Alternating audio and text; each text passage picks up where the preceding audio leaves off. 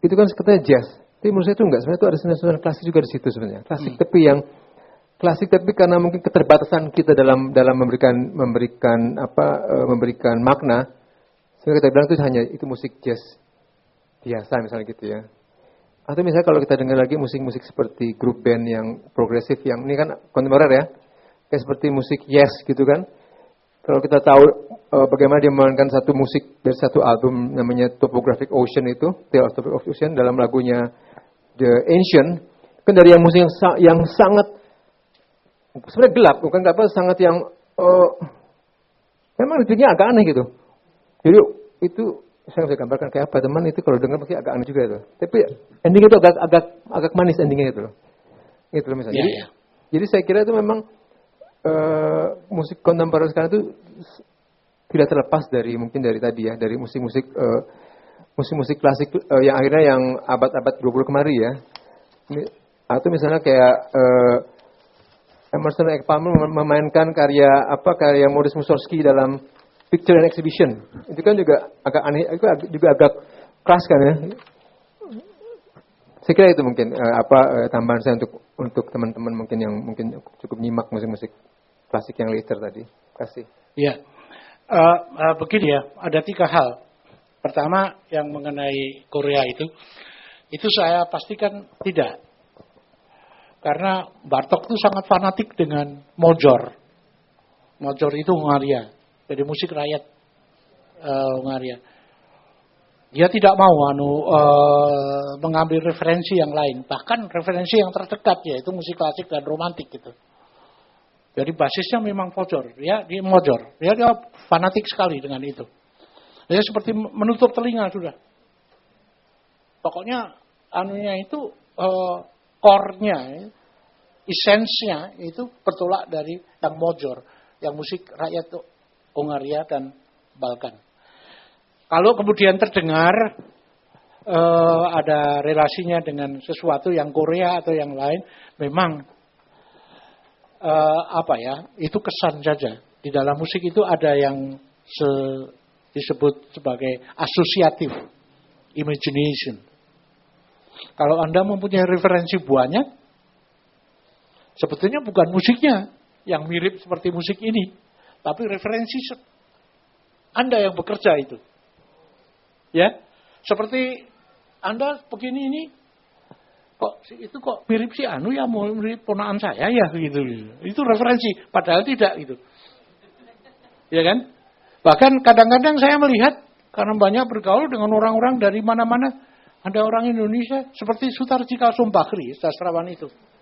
Wah, ini orang ini persis banget wataknya dengan Hans Peter Müller gitu. Teman saya di Jerman yang nggak ada kenalannya, bentuknya lain sama sekali, tapi wataknya persis gitu.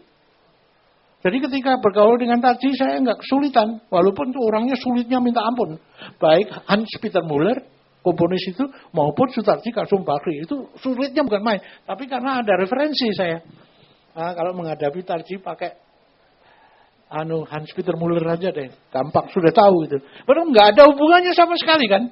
Itu yang disebut asosiasi. Jadi kalau Anda referensi Anda banyak, memang sering kesana kemari gitu. Saya membuat komposisi Bamban di tengahnya. Sungguh itu hanya berkeluar dari benak saya. Karena Bamban itu artinya back to zero basic. Saya mendekonstruksi seluruh musik, kultur musik yang ada saya dekonstruksi. Tapi nggak ada hubungannya dengan postmodernisme ini ya. Suatu ketika saya memutar musik rakyat dari Taiwan, kok persis banget ya gitu. Persis sekali, bukan persis, mirip gitu ya.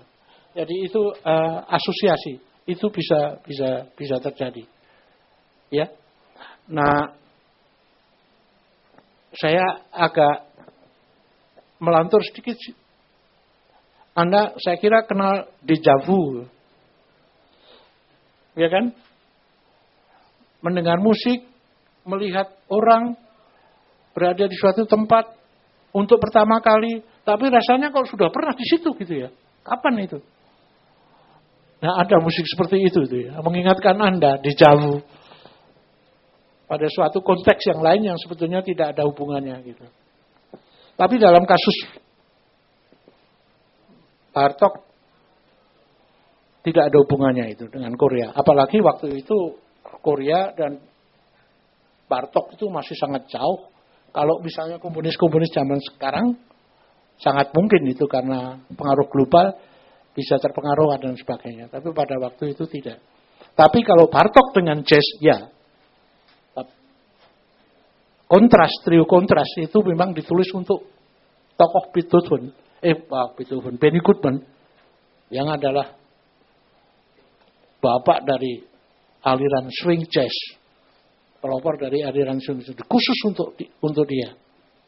Saya ingin melanjutkan pada berikutnya. Jadi sekali lagi, konteks bagaimanapun Stravinsky, Bartok, itu persoalannya adalah bagaimana mencari jalan keluar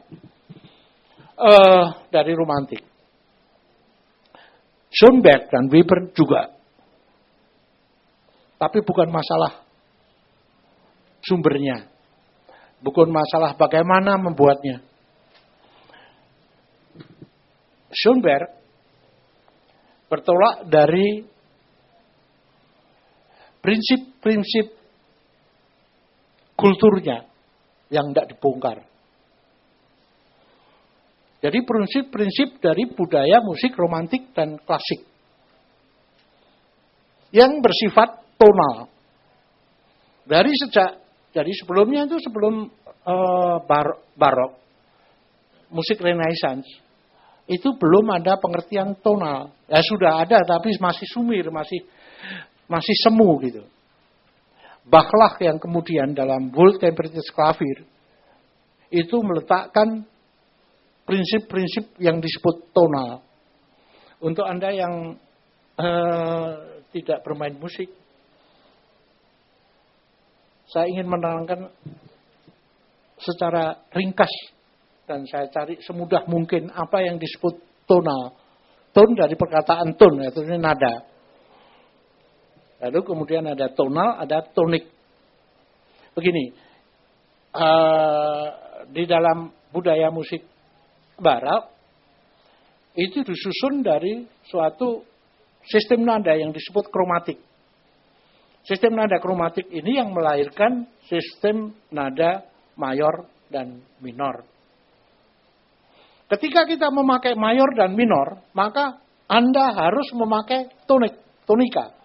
Tonika adalah nada pokok, nada dasar, nada fundamen yang dipakai sebagai acuan untuk menggerakkan seluruh infrastruktur harmoni dan melodi.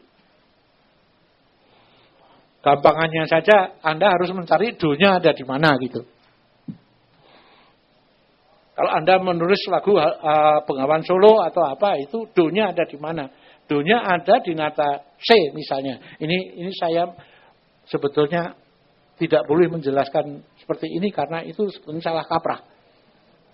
Tapi saya justru akan menjelaskan kesalahan kaprah dari kesalahkaprahan itu.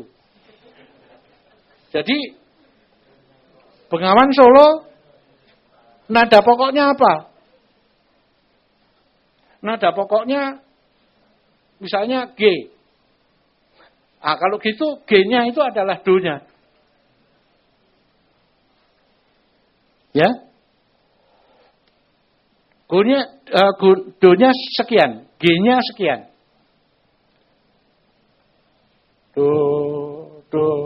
Do, re, mi, fa, sol, la, si, do. Lagu Bengawan Solo dimulai dari nada kelima, sol. Jadi, do, re, mi, fa, sol. Mulainya dari sono.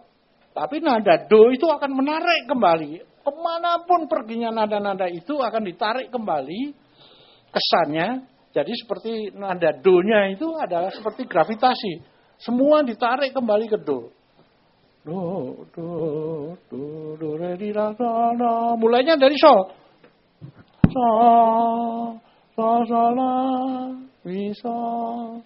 Kok bisa segitu suaranya? La. Karena do-nya adalah do. Nah, kalau mulai dari sol, makanya menyanyinya ya la la la di la